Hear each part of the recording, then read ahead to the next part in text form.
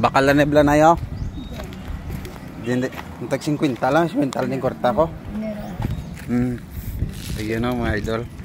Mga kwintas na nakatatak si Jesus Christ. Ini si kwinta? Wala tong tali? Okay. Oh, yan mga idol, mura lang.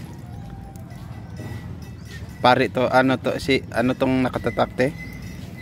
Pare? Hindi, yung nakatatak sa kwintas? San Vicente. Yan. Amo ni si San Vicente? Oo. Mabili to ngayon te kasi marami na ano no? I love you itong pangalan no? Hindi mo memories talaga. Remembrance pag binili mo to sa may pangalan oh. At saka ano yung mahal na araw te maraming tao dito no. Tsaka marami rin nagbebenta ng ganito, maraming bumibili.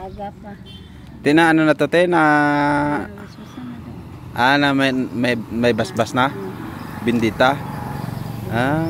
Ayos pala. Okay. Din saan nga yung ano te? Mo na hatag mo sa akon nga dala ano? Wala hindi, 50 po na sir. 50 pag ini. Ara na ang 25 naman. 25 ini. Pero ang ini 50. Ang ini ang ini pwede ko lang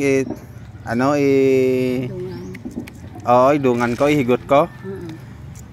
Ara lang guro. Dasan na lang ako magbalik. Magbalik kasi kwinta lang kwarta ko. Pero nabinditahan? Paano siya sir? 25 na siya sir. 70 lang dua. 70 ni dua? Sige. At ayan mga idol, nandito po tayo sa dito po na simbahan. Dito po yan sa Sagay, Negros Occidental, Visayas. Ito po yung simbahan na dinadayo po ng mga tao kasi isa po itong misteryosong simbahan.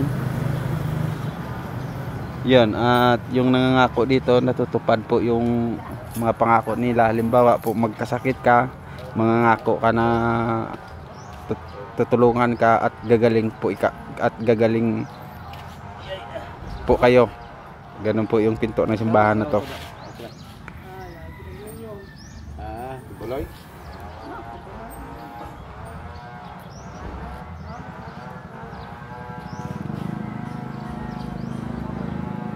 Ba, tabi?